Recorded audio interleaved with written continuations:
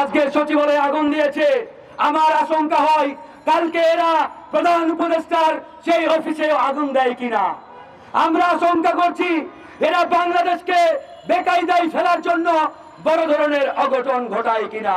এই আগুন এই উপদেষ্টা পরিষদের প্রাপ্য ছিল, তারা তাদের প্রাপ্য এখন পাওয়া শুরু করেছে। তাদের শুধু একটাই চিন্তা কিভাবে তারা আওয়ামী দোসরদের পুনর্বাসন করবে, আওয়ামী আমলাদের প্রমোশন দিয়ে বড় বড় চেয়ারে বসাবে। এরা ভাবে আওয়ামী দোসরদের প্রমোশন দিয়ে বড় বড় চেয়ার দিলে এরা এসে আমাদের চুমু দিবে, আমাদের স্যালুট দিবে, সালাম জানাবে।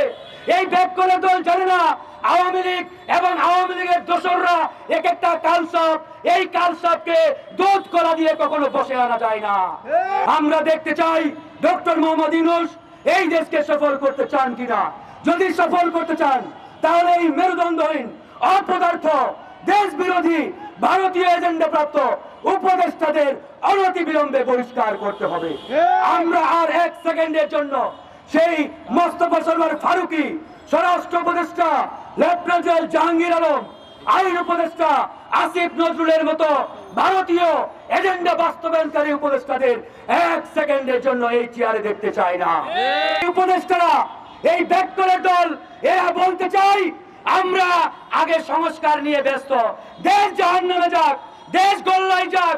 এরা এসির গাড়িতে বসে এসির বাতাস খেয়ে হেলিকপ্টারে চড়ে জেলায় জেলায় ঘুরে বেড়াচ্ছে, জেলায় জেলায় ভ্রমণ করছে, আর বাংলাদেশের দিকে ধ্বংসের দ্বার প্রান্তে। বন্ধুগণ, ভোর রাতে এই যে সচিবালয়ের মতো সুরক্ষিত একটি জায়গা, যেই জায়গা থেকে বাংলাদেশ পরিচালিত হয়, সেই সচিবালয়ে পরিকল্পিতভাবে আগুন লাগানো হলো। এই আগুনের উদ্দেশ্য একটাই, আওয়ামী দোসরদের বিচার যাতে না হয়, তাদের গুম খুন অপরাধের নথিগুলো যাতে এই দেশের মানুষ জানতে না পারে, তার জন্য তারা সব পুড়িয়ে ছারখার করে দিয়েছে। আর আমাদের স্বরাষ্ট্র উপদেষ্টা এসে বলে আগুন লাগতেই পারে। What a nonsense! আগুন এভাবে লাগতে পারে কখনো? একটা বিল্ডিং এ দুই জায়গায় আগুন, আর সেই দুই জায়গা উপদেষ্টা আসিফ এবং নাহিদের অফিস। তারা যেখানে বসে সেখানে আগুন লেগেছে, কারণ তারা জানে এরা বয়সে ছোট হলেও, তরুণ হলেও এদের মধ্যে তেজ আছে, এদের মধ্যে স্পিরিট আছে। এই জন্য এদেরকে ধ্বংস করা, নষ্ট করা তাদের মুখ্য উদ্দেশ্য ছিল।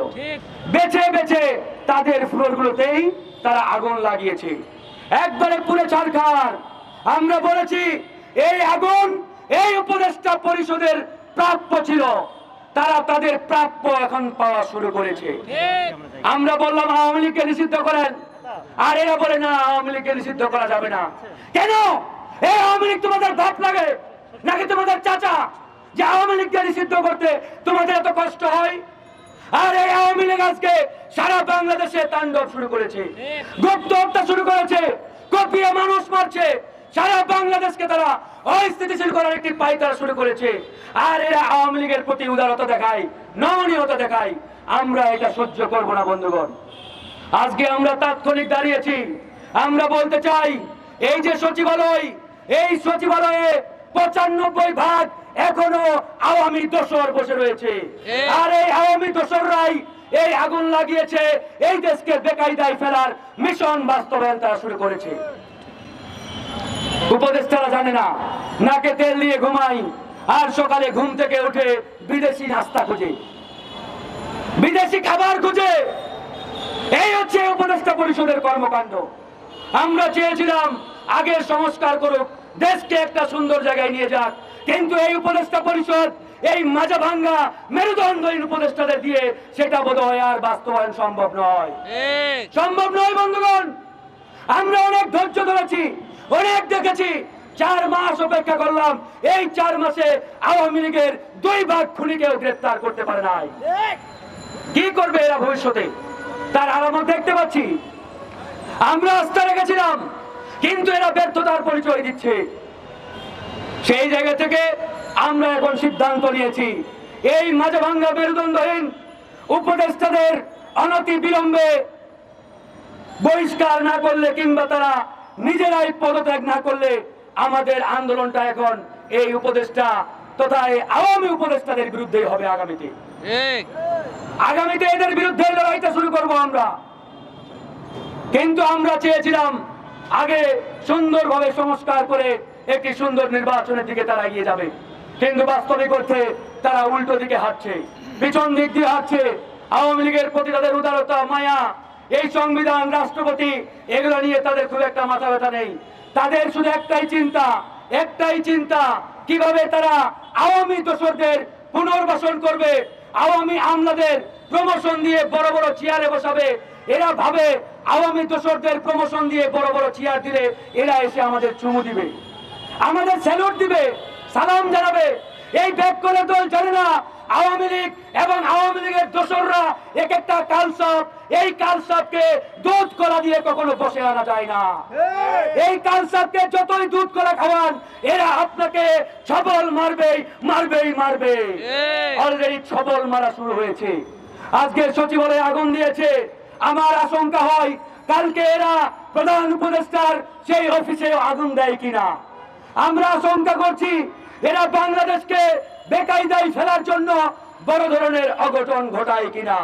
তাই বন্ধুগণ, আমরা এই সরকারকে এখনো কিছুটা সময় দিয়ে বলতে চাই, আপনারা অনতিবিলম্বে এই সচিবালয় থেকে আওয়ামী সচিব, সেই রয়ের এজেন্ট যারা আছে, সেই গুন্ডা বাহিনীর সদস্য, রয়ের দালাল, ভারতীয় এজেন্ডা প্রাপ্ত সচিবদের বহিষ্কার না করলে আমাদের আন্দোলন আগামীতে সচিবালয় ঘেরাও এবং প্রধান উপদেষ্টার বাসভবন ঘেরাও হবে ইনশাআল্লাহ।